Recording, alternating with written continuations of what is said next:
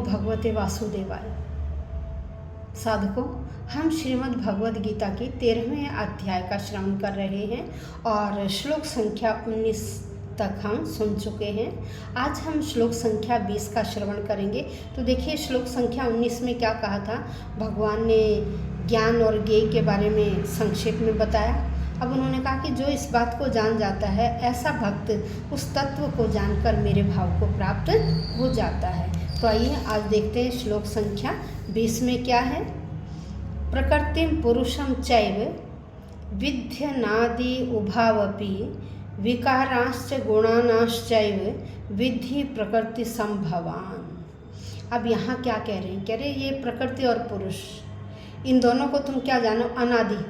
इन्हें क्या जानो, अनादि। ये क्या है, अनादि हैं। और जो विकार हैं वो किस में होते हैं, प्रकृति से। इन हर चीज़ में जो विकार आते हैं वो किससे, प्रकृति से उनमें विकार उत्पन्न होते हैं। और कहा कि सुख दुख जो भोगता है उसमें कारण कौन है भोगने वाला, पुरुष। कह रहे सुख दुख का भोगने वाला भी पुरुष है, इसलिए पुरुष को हेतु कहा जाता, कारण कहा जाता है।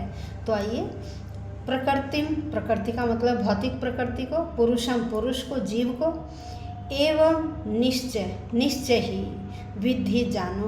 कह रहे इस भौतिक प्रकृति को और जीव को तुम अच्छी प्रकार से समझो।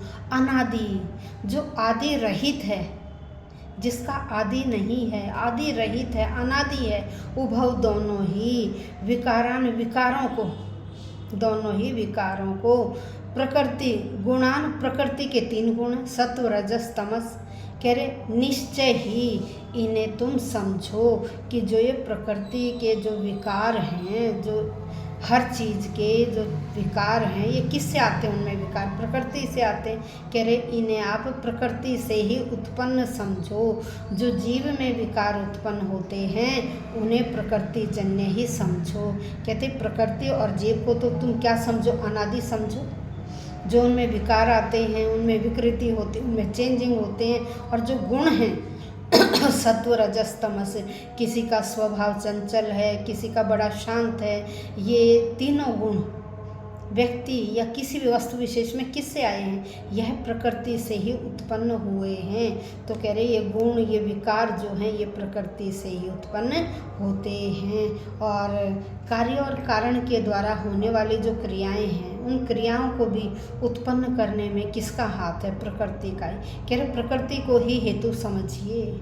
और हम जो सुख और दुख भोगते हैं, इसको भोगने वाला कौन है, हेतु कौन है, इसमें पुरुष हेतु है जो सुख और दुख को भोगता है। तो यहाँ भगवान ने बताया कि प्रकृति और जीव यह दोनों ही नित्य हैं, सृष्टि के पहले से ही विद्यमान हैं। और ये जो भौतिक अभिव्यक्ति है ये सब किससे है, परमेश्वर की शक्ति से है। ये जीव क्या है, जीव श्रेष्ठ शक्ति है।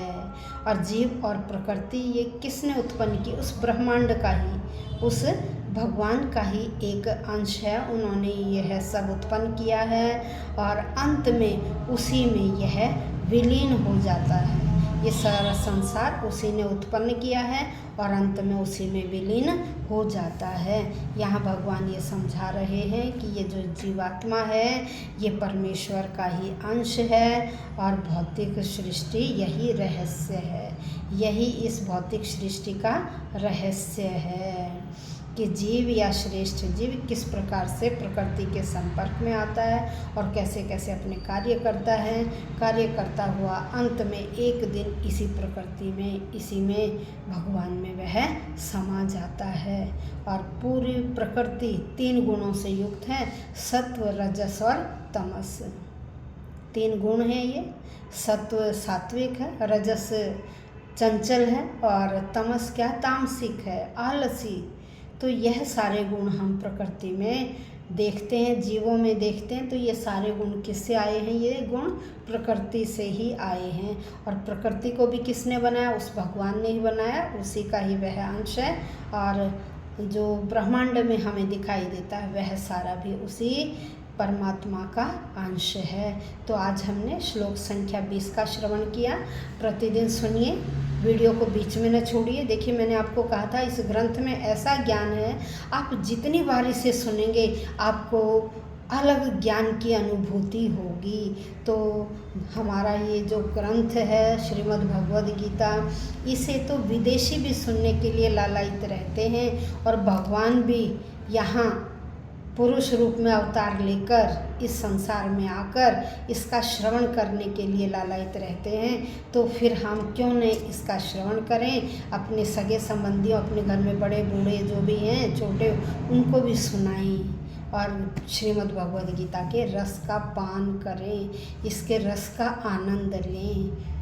अगर लाइक शेयर नहीं किया है तो लाइक शेयर कीजिए, सब्सक्राइब नहीं किया तो सब्सक्राइब कीजिए और जितना हो सके उतना इसे शेयर कीजिए। धन्यवाद।